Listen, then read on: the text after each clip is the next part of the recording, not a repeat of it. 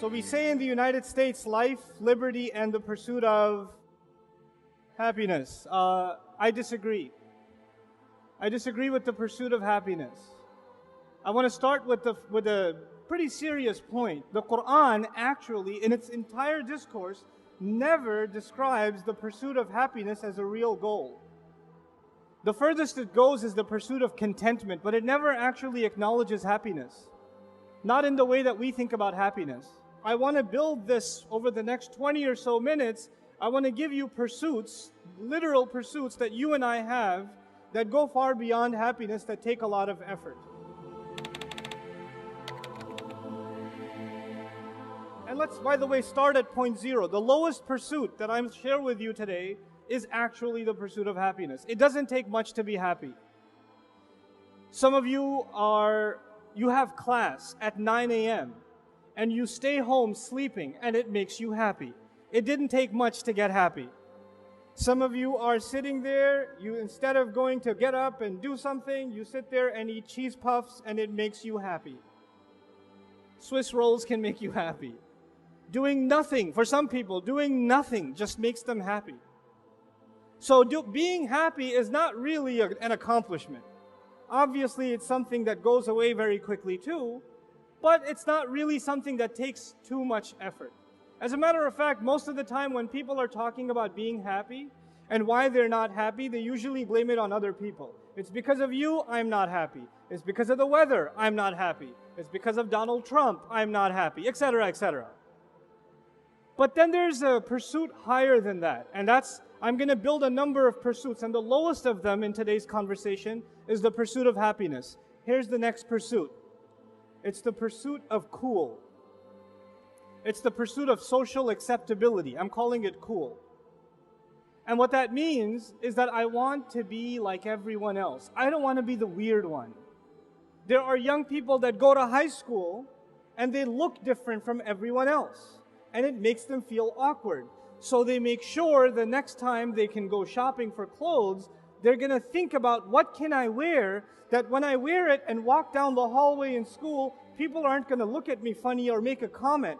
I need to be able to dress in a way, look a way, and talk in a way that does not make me stick out like a sore thumb. I don't want to be the black sheep. I don't want to be the odd one out. I want to be able to fit in and be cool like everybody else. And this, for a lot of people, for a lot of Muslims, they have that struggle. It's a very real struggle, especially for a lot of Muslim youth, because the kinds of pressures they have are enormous. It's very hard to fit in. There are comments they hear all the time. Our girls go through this struggle every day, especially the ones that wear a hijab. It's not easy. They stick out and people make mean comments to them. The school environment can be a very brutal environment. But regardless, for some people, this becomes a pursuit. As a matter of fact, everything they do. I've even met young people, they don't even like listening to certain kinds of music, but they only do so because all the other friends do it, and they'd feel weird if they didn't do it. They dress a certain way because if they didn't, their friends would actually make fun of them. This becomes a pursuit for people. And by the way, this is not just something that affects young people. It affects old people too. It affects our elders too. They want to fit in too. They want to make decisions based on what other people are doing. They want to move into a neighborhood because everybody else moved into that neighborhood. What are people going to say? Their financial decisions, their business decisions, their family decisions, even who they're going to let their kids marry decisions are almost all the time based on what they think is socially acceptable. They don't think about what's best for them or what's best for the family, but rather what's socially acceptable. That becomes more important. So that's the pursuit of cool. But then there are some people that go even at a higher level of pursuit. What are you after? What are you working for in life? And that next pursuit for some people is the pursuit of popularity. The lowest was happiness. What was next? Cool. What's third? Popularity. I don't just want to be cool, I want to be the coolest. For some people, it's not enough that they're cool, they blend in. They need to wear the most expensive clothes. They need to be the loudest in the bunch. They need to get the most attention. They need to be seen as, the one that everybody else wants to be around. These are people that live off of attention. They need attention. There are other people that are perfectly happy being invisible in life. There are people that go to your school and work in your offices, and they work there for 10 years and you don't even know they exist because they'd rather be invisible. And then there are people who live off of attention. They need it. And the way they get it is by any means necessary. Some celebrities are like that nowadays. They're good examples. They'll do anything to get attention. If they're musicians and their music doesn't sell anymore, then maybe they'll just get involved in some scandal. At least some other magazine, some tabloid is going to mention them. At least they're getting attention somehow. So there's the pursuit of happiness, followed by the pursuit of what? I forgot. Cool. Followed by the pursuit of what? Popularity. Popularity. And some people live for that. That's what they do. That's what their life is about. Above popularity, however, there are people who pursue something even higher. And they pursue prestige. They pursue prestige. Let me tell you what that means. For a lot of people in this world, it's not actually what you've accomplished, but the fact that you look like a big deal. The fact that you're associated with a big deal. So the brand of clothes you wear is more important than the intelligence you have. The words you have to say, the work you've actually done. The kind of car you drive becomes really important. So for some of you whose families are not doing so well financially, and your dad drives a 1988 Buick something, you'd rather be dropped off 4 blocks before your school. Because you can't be associated with a beater. If it was a BMW, if it was a Mercedes, if it was, it was something worth showing off, then you'd be dropped off at the front of the school. There are people who love telling you which college they go to. By the way, I'm asking for directions to the airport. The guy says, by the way, I went to Harvard. Thanks, but where's the airport? You feel the need to let people know that your self-worth has now increased in some way because your name is associated with Harvard. Your clothes, your body is associated with brand name clothes. Something. And for some people, it's actually who they've met, who they've affiliated with. You know who I met? You know who I have a selfie with? It's not actually about you, it's about these associations. You could go to Harvard and be failing all of your classes, but you still get to say, I go to Harvard. You could say that. But at least it looks good on paper. Prestige. And for a lot of people, their entire life is about the image of prestige. That's all it is. That's all they work for. I'm going to start from scratch again. What was the lowest pursuit? Happiness. What was above that? Cool. What was the third? Popularity. And above it is what? Prestige. Some of you, your parents have ingrained in you that you must graduate out of med school because unless you're a doctor, you will have no prestige in society. Nobody will want to marry you. And until you do this, you will have absolutely no prestige. Some of you are working and you rent an apartment and your parents are saying until you buy a house in a mortgage that is far beyond anything you can make economic sense of, until you own a house, you have no prestige. Anybody who has any respect owns a house at least. And out of prestige, people put themselves in social difficulty, psychological difficulty, economic difficulty, spiritual difficulty, just out of prestige. But then there are people who pursue even higher. We've made a list of quite a few things, but we're going to keep going. There are people whose lives are dedicated beyond prestige to one thing and one thing only. الَّذِي جَمَعَ مَالًا وَعَدَّدَ. Money. They don't care about prestige. They don't care about looking cool. They don't care about being popular. They don't care about happiness. They don't care about anything. All they care about is what? Money. And these people are good at making money. They wear smelly, dirty t-shirts. They look like they're homeless, but they're making 30 grand a day. They know how to make money. And they're driving like the ugliest car. They don't spend it on anything. If you look at them, if you met them, you would not know that they are worth millions of dollars, but they are. Because these people are focused. They know that that happiness or cool or popularity or prestige isn't worth it. The real deal is how you make money. And these people are smart and they work hard. They work hard. These are rigorous people. They know how to get the job done. They know how to make that money. They live a miserable life too, by the way. Because they spend all of that energy, and they have a God-given gift. Maybe they're entrepreneurs or they're really good at their career and they know how to get those promotions. They exhaust every bit of their energy in this direction, and they leave behind a family that's been abandoned. They don't have much in terms of friends. They don't really even take care of their own health. They are miserable in every other aspect of life. The only time you see them come alive is when there's talk about the business, when there's talk about the next investment, when there's talk about moving the career further. That's all they pursue. So that's money. I forgot the list. What was the first one? Happiness. Then cool. Then popularity. Then prestige. And on top of that one, money. And then there are people, and by the way, as I go up, it takes more effort, if you notice. Happiness, eat a banana and be happy. It doesn't take no effort. Being cool requires a little more effort. You want to get popular, you got to do some stuff. You got to make some more effort. You want to get prestige, it's going to cost you. You want to get to make money, you're going to put a lot of work in. You understand? As we go higher up, it takes more and more grit, more and more work, more and more effort on your part. Now the pursuit above that is actually pretty amazing. It's the pursuit of excellence. It's the pursuit of excellence. There are people among the audience here that are wired that way. They don't care about money or anything else I just mentioned. All they care about is being number one. They don't want to just pass the class. They want to be the highest grade. They don't want to graduate. They want to be the valedictorian. They don't want to be the basketball player that made the team. They want to be the MVP. And these people are never satisfied. They're never satisfied. They could get 100 on every exam and they're still like, I need to do more. I'm not doing enough. They could be winning they could be an athlete and they are ahead of their entire team. They've broken every record and they still don't take a rest because they're constantly fighting not against an opponent but against themselves. They're constantly looking to say to themselves, I haven't done enough. I haven't pushed enough. I haven't gone far enough. And these are some incredible people in the world. These are people, you'll find these people athletes. You'll find them, some of these are entrepreneurs and scientists. Some of these people are researchers. Some of these people are activists, community activists. But they have one thing in common. This grit.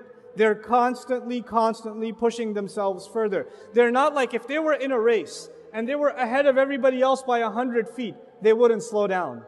They wouldn't say, well, at least I'm winning. No, I've got to beat my own record. That's how these people think. They are in pursuit of what? Excellence. And these are very few people in the world. Most of us, when we get to a passing grade, we're like, Most of us, if we're doing okay, if we got a B, you would be happy. These guys, they would be crying if they got an A. You met some of these psychos in school. They get a 99 and cry about it. You met those people? You want to slap them across the face so hard. You got a 75 and you went to Umrah to thank Allah. But these people got a 99. And they're like, how did I make that 1 point mistake? And then they're arguing with the teacher for extra credit, and you just want to run them over after the school day is done. Right? That's what you want to do with them. But you understand they're wired differently. They're not like you and me. They're different. This was the pursuit of excellence. There are people that aren't, even being excellent isn't enough, because excellence is actually just about yourself. That's still just about yourself. You want to be better than anybody else and yourself. You want to crush your own record. It's still focused on you. Then there are people that say life is bigger than just aspirations that I have for myself. I want to change the world in some way. I want to leave an impact on this planet. I want to make my neighborhood a better place, my school a better place, my government a better institution, my country a better nation. I want to help children around the world. I want to help this industry or that industry. I don't just want to be the top engineer. I want to be the top engineer that develops, clean water programs and invents things that are going to help villages across the world that have a clean water problem. I don't just want to be a doctor. I want to create solutions that can provide medical support to places and people who can't afford it. I want to change the world for the better. I lose sleep over this all the time. And they, by the way, they have the drive for excellence already. But that excellence is not for themselves. it's for others. These people are concerned with impact. And there are a lot of young people today that are graduating out of top schools across the United States, Europe, Australia. They get their MBAs, they have 4.0 GPAs, they can get six-figure salaries even in their senior year of college, and they turn it down because they want to work for a nonprofit for not even half the salary. Because what drives them is not money, it's not even excellence. What drives them is what? Impact. What drives them is impact. And by the way, people that are driven by impact are very few people in the world. Most people just want to think about themselves. Most people just want to think about their own. And just be, so long as they can be happy, they're fine. Actually, most people are just at the level of happy. If I have my lunch and dinner, I'm happy, I'm good. I don't need anything else. So as we move up, it takes more and more effort. And as we move up, it takes more, it's lesser and lesser and lesser people. This was the first part of my talk. This pursuit. One last time. I'm going to annoy you one last time. I promise I won't do this again. The lowest pursuit is happiness. Doesn't take much effort. Some people want to blend in, and they are in the pursuit of what? Cool. Beyond that, some people want to get beyond cool and get everybody's eyeballs on them. These are the people pursuing what? Popularity. Beyond that, people want to look and be associated with respect and esteem. These people are in pursuit of prestige. People that don't care about any of that stuff, what matters to them is money. Beyond money, there are people who don't even care about the money. What do they care about? Excellence. And above them are people that are in pursuit of what? Impact. Impact. Now I'm going to stop that. We're going to come back to it. And I'm going to share with you an analogy in the Quran. The Quran is compared to multiple things. In the Quran itself, in order for you to understand what the Quran is, Allah gives you analogies. And one of the most powerful analogies in the Quran for the Quran itself is rain. It's rain. أَنزَلْنَا مِنَ السَّمَاءِ مَاءً فَسَالَتْ أَوْدِيَةٌ بِقَدْرِهَا. Allah sends water from the sky. And the simple parallel is that Allah sent the Quran from the sky just like He sends water from the sky. The water that comes from the sky gives life to the earth, the dead earth. Just like the Quran that came down gave life to dead hearts. It brings the hearts back to life. So the parallel is very simple. The Quran is compared to what? To rain, okay?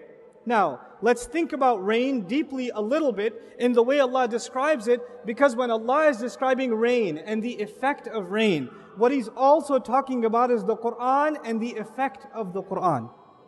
That parallel, once you understand it, then you'll understand that every time Allah is talking about water and what water does, He's actually also talking about the Quran and what the Quran does, what revelation does.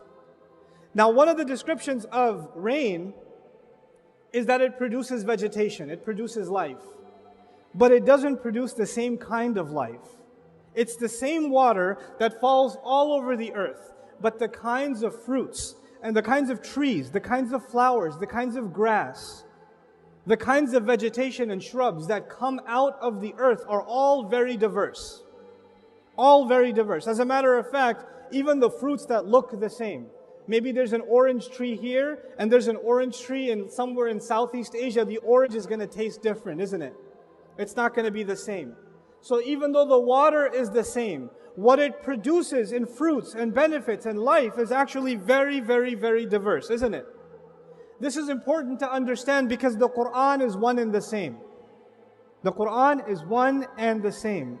But the way it inspires you, and what it inspires you to do, and the good that will come out of you, the way that you're going to blossom and bloom, the fruits that you're going to produce are not like the person sitting next to you. I am standing up here on stage and I've got this mic in front of me and this is what I am capable of doing.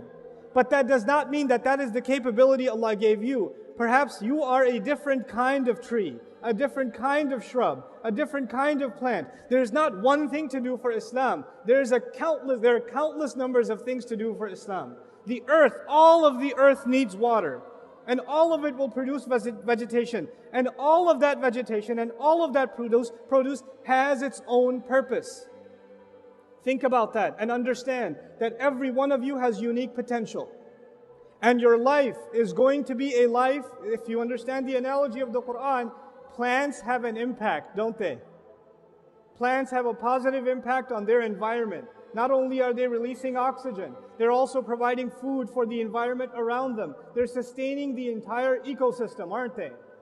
So they are fed by the water, and now they are the means by which the earth is fed. We are fed by revelation, and we are going to be the means by which the world will be a better place. The world will be fed, and it won't be fed in one way. You guys, each one of you, have unique talents, unique creativities, unique potential. Not only is it your job to discover that, but then it becomes your job incumbent upon you, inspired by the Quran, that you are not a pursuer of happiness, nor a pursuer of cool, nor popularity, nor prestige, nor money, nor excellence. You are going to be in pursuit of impact, inspired by the word of Allah. And by the way, excellence is a byproduct. It will come anyway if you're properly inspired. And money, Allah will throw it in your hands. You won't even have to ask for it. The rizq will come, and it will come pouring down. The provision will come from Allah. It will come if you have the right mindset, if you have the right mentality. But you and I have to now start thinking about being people of impact.